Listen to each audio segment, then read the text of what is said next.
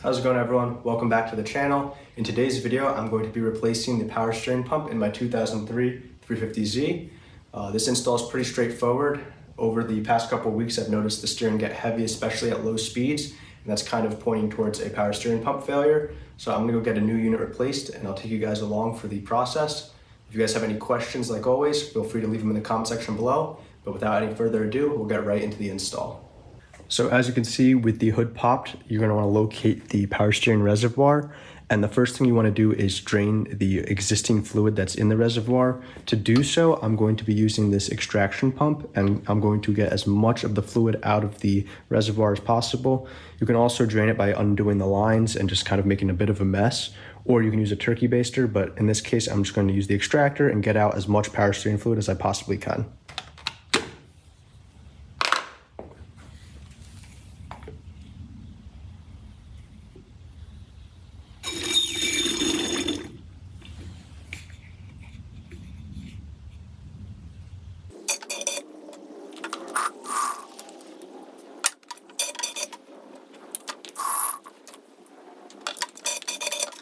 So now that a majority of the power steering fluid has been drained from the reservoir, I'm going to remove the coolant overflow tank. Now this is not 100% necessary, but it will give you a lot more space, and you're going to have to remove the fan shroud. So there's only a couple clips and two 10mm bolts on the fan shroud itself, and then just one 10mm bolt holding on the coolant overflow tank. And then you have to remove the upper radiator hose. So you're going to lose a bit of coolant, but this is necessary to give you the space to remove the pump, as well as remove the mounting bolt for the pump. So I'm going to remove the fan shroud and the overflow tank now.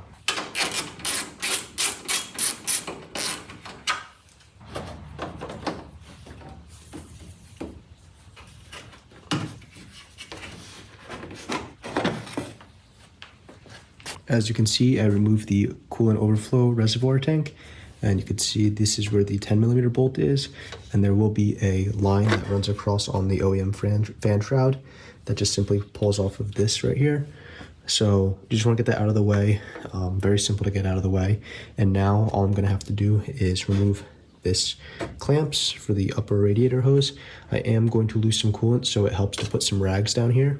And then you're going to have to remove this 10mm bolt as well as this one, and then unplug these two cables right here that are for the fans themselves. So I'm going to unplug those, remove these bolts, get this hose out of the way, and then I can pull the fan straight up and out of the way. So it's a little difficult to see, but I removed these two 10mm mounting bolts. So there's one right here, as well as one right here. I also removed the two cables that attach, or the two harnesses that attach to the fan. So there's one right here and one right here, and they're held on by clips. You can see them down there. So now all I have to do is remove this upper radiator hose. I'm going to use a clamp to limit the amount of coolant that I lose, and throw some towels down to catch any of the coolant that falls. And then I'll be able to lift the fan shroud out of the way and then get more access to the power steering pump right there. So I'm gonna take this hose off and we'll get right into the next part. So as you can see, I removed the connection for this upper radiator hose, and I have it crimped, and I would recommend getting a cap to cap the radiator. As you can see, it's really wet, and I did lose way more coolant than I was anticipating. So if I was quicker, I would have been able to put this cap on and limit the loss of coolant, so I'd recommend doing that. But now with the radiator hose off and this capped off, I'm gonna go ahead and clean up a little bit, but then I'm gonna pull off this fan shroud, and then I'll have access to the power steering pump.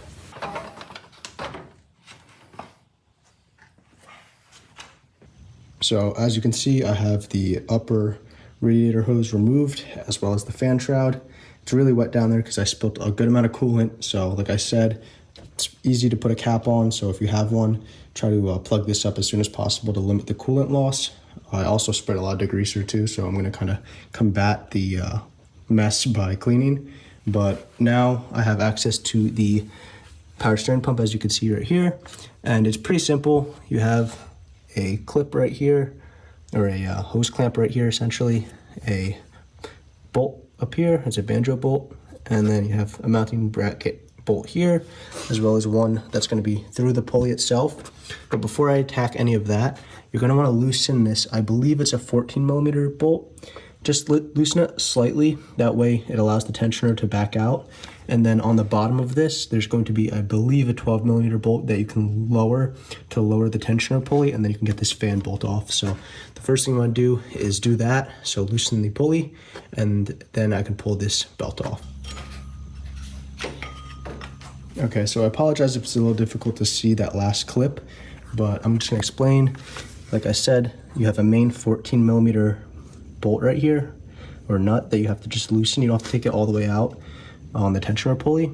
And then I was able to get the 12mm bolt on the bottom of this loosened. I can't really show you, but you can kind of feel if you go straight down, you'll have a 12mm bolt that you have to loosen. That way it will drop down the tensioner, allowing you to take the belt off. I did not want to jack up the car and take the under tray off, so I was able to use a 1/4" drive with an adapter with my 12mm socket and loosen it enough to get the belt off. So that's nice if you don't want to jack up the car and go through that hassle. So now that the belt's off, we just have the mounting bolts for the power steering pump. And you're gonna have one bolt right up here, as well as one that's gonna be right through the pulley.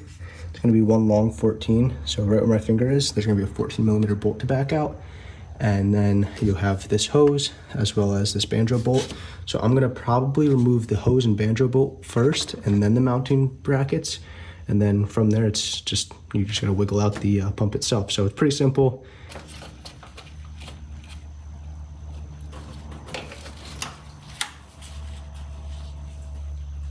So as you can see, I just removed this hose right here. Now, just be careful. Power steering fluid is going to leak from that now. So you want to have a pan underneath the car to catch any of that. But now that that's up and out of the way, I'm going to remove this bolt. I believe it's a 24mm.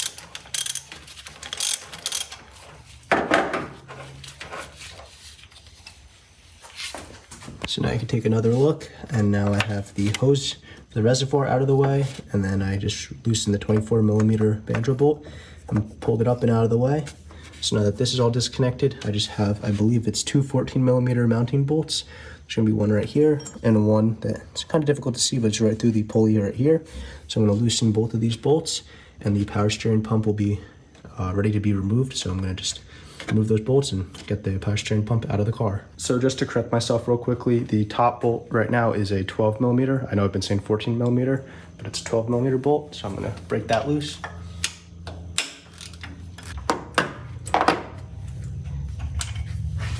So I have the top bolt removed, which was a 12mm, and just to reiterate, the bottom one, or the one that's through the pulley, is a 14mm, and you can kind of see a little bit better here that I have it through the actual pulley itself. And I'm going to break this one loose, and that should be the last bolt holding the power steering pump on.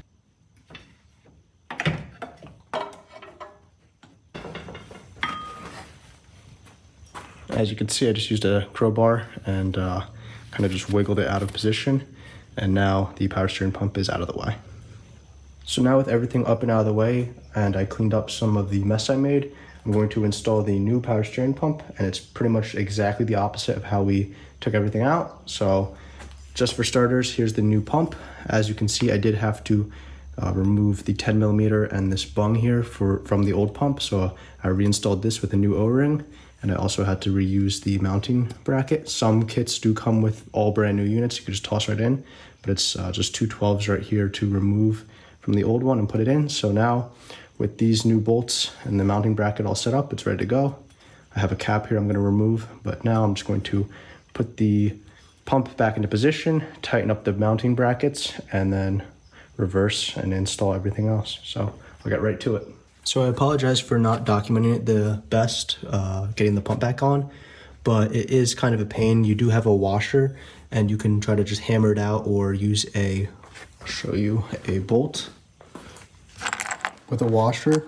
So it doesn't matter, any size bolt with a washer on one end and then another bolt on the other end. And I was able to pull the washer through so that it wasn't interfering with the pump, sliding it back in. So that took a little bit of a process, and I pulled that washer out, or like it's more of a kind of like a sleeve, and then that gave me enough clearance to put the power steering pump back in. So then from there, I just torqued this top bolt to 20 foot-pounds and the bottom one to 48 foot-pounds. So I got those all torqued up.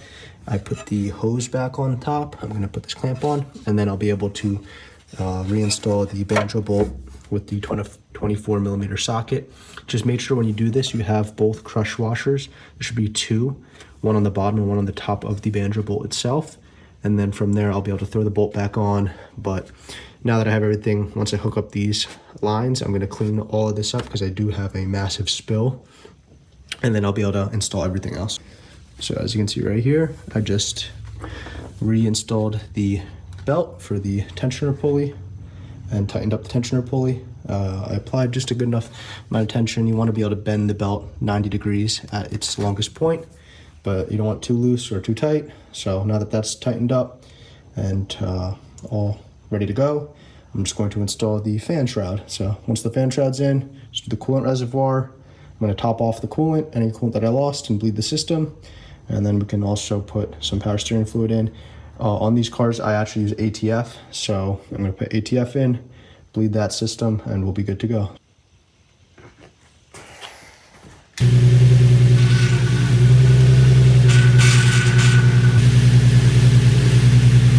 So I'm trying to speak up a little bit. I'm not sure if you guys can hear me, but I have the power steering all topped off and fully bled. To do that, you just want to make sure you're at the correct fill level and just turn the steering wheel back and forth, left to right a couple times, and then you'll be able to bleed out the power steering fluid. So I have that all topped off. The power steering feels good now, and now I'm just waiting on the coolant to bleed. Simple process, just get yourself one of these spill-free funnels, top it off, let it get to operating temperature a couple times, squeeze the hoses and let bubbles come out. But it's just a bit of a lengthy process on these vehicles. So that's pretty much it. Everything's done for the actual power steering pump itself. So as you can see, I have the spill-free funnel. I'm just wrapping up bleeding the coolant. But as you can also see, I have a fresh power steering pump installed, and I'm all topped off on the new power steering fluid. So that's all good and pretty much torqued to spec. Everything feels good. Just went on a quick little drive earlier before I started this process, but it's all done, and it was pretty simple. Just kind of messy if you spill fluids, but it's not too hard to do yourself. I know I didn't get the best footage of it, and I apologize for that, but if you guys have any questions, as always, please feel free to leave them in the comment section below. I always try to get back to you guys if you have any questions or feedback. So if I can help in the comment section because you couldn't see anything, just leave a comment and let me know, and I'll try my best to guide you through it. There's also tons of other videos on YouTube that will help, so feel free to jump around and find out what's best for you. But overall, like I said, pretty easy install, and that pretty much wraps everything up. I will be doing a couple more videos on this car. If you have any suggestions, feel free to leave them in the description below. But without any further ado, thank you guys so much for watching. I appreciate each and every one of you. Don't forget to drop a like if you liked the video. And I really appreciate if you would subscribe to the channel to stay up to date for any future uploads. I have tons of car content planned in the future, so stay tuned for that. And thank you guys for watching.